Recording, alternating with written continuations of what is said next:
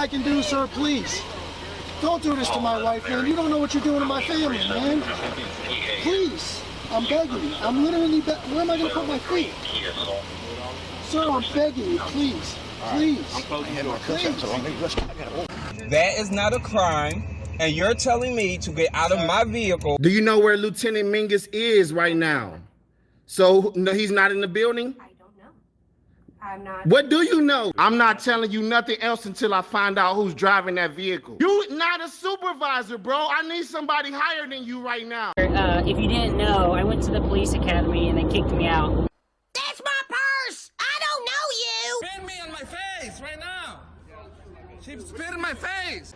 Today's video takes us to Marion, Ohio, where we find ex-police chief Brian Tuttle making threats once again on the internet. This guy must have rocks for brains, no doubt about it.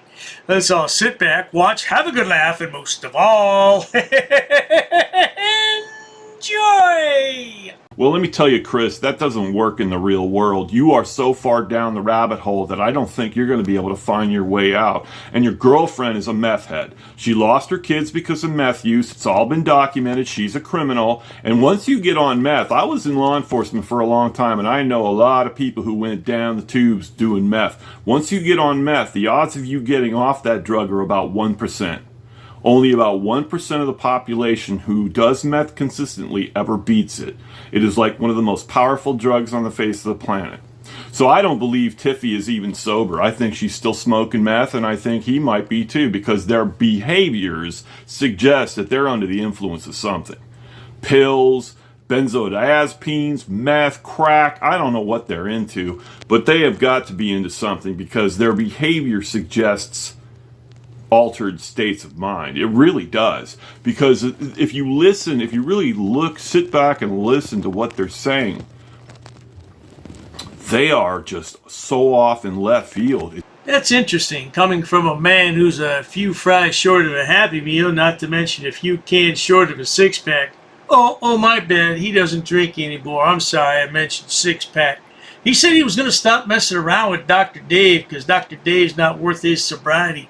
But apparently Chris is worth his sobriety because he takes talking about Chrissy. Hey, get some dental work done on those teeth. Yeah, let's continue. And I'm going to tell you something, Chris. Your days of freedom are numbered. You're either going to do some serious county time or you're going to earn your way into the pen for about 2 to 4 years. You know, they're not going to deal with you over and over and over and over. They're just not. They don't have the time, the manpower, or the money to deal with you every day you get your feelings hurt. And the thing is aren't they law enforcement, not feelings enforcement? Seems like that whole interaction you did in CPS was feelings. Oh, you hurt my feelings. And I'm going to bark about a bunch of Indiana codes to try to intimidate you into not hurting my feelings anymore. Also, Chris, I've called you out for a fight for like going on 2.5, almost 3 weeks now. And all he keeps sending me is little snippets in my comments section. What's your address? What's your address? What's your address? You don't need my address. All you need to do is show up and I'll take care of everything else. I'll pound the living snot out of you. Oh, yes indeed, Chrissy. If he can't pound the snot out of you, he'll get his fat-ass wife to sit on you. That ought to crush you. I'll tell you what, he keeps ducking me. But every once in a while, he'll send me a comment. What's your address? What's your address? Yeah, like I'm going to give you my address so you can mail me a pipe bomb. But if you were, man, you'd have taken me up on my challenge already. So obviously you're nothing but a goddamn all-talk coward.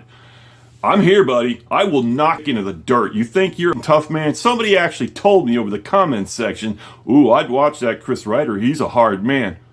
He ain't a hard man. If he was a hard man, he'd have been here a week ago and we'd have had this done and over with by now and he'd still be recovering in the hospital. Tell you what, Chris, I'm not afraid of you. I'm not a woman. You can't push me around like you could push Tifaho around. I will beat you until you are senseless, man. So I've already challenged you to a fight. You're the one who has to take it up, and I'm going to make a video quite consistently about every day that you don't show up here. You don't need my address. I'll tell you where to show up. Fair is fair, man. Nobody's going to touch you but me. This guy claims to be an ex-police chief. I tell you what, if he was a police officer or a police chief, he was fired. Because his attitude, man, could you imagine this guy with a gun and a badge? He'd be dangerous. He's dangerous without the gun and the badge. And look at his wifey.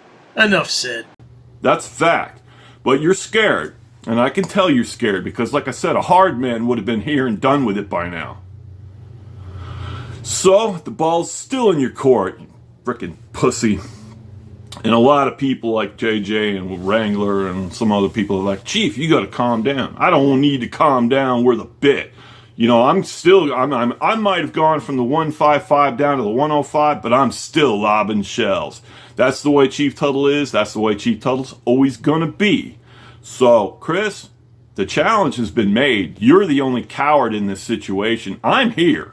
And if you want me to drive to Indiana, man, tell me where to show up. I'll pound the shit out of you in Indiana.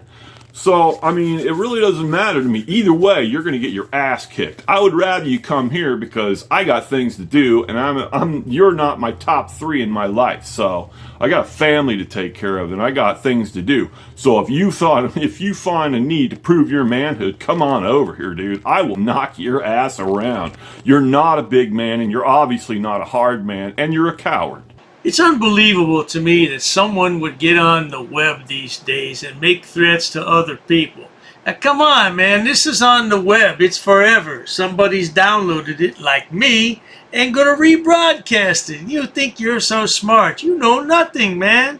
You got self-esteem issues, not to mention anger management issues. If you weren't a coward, you would have taken me up on it.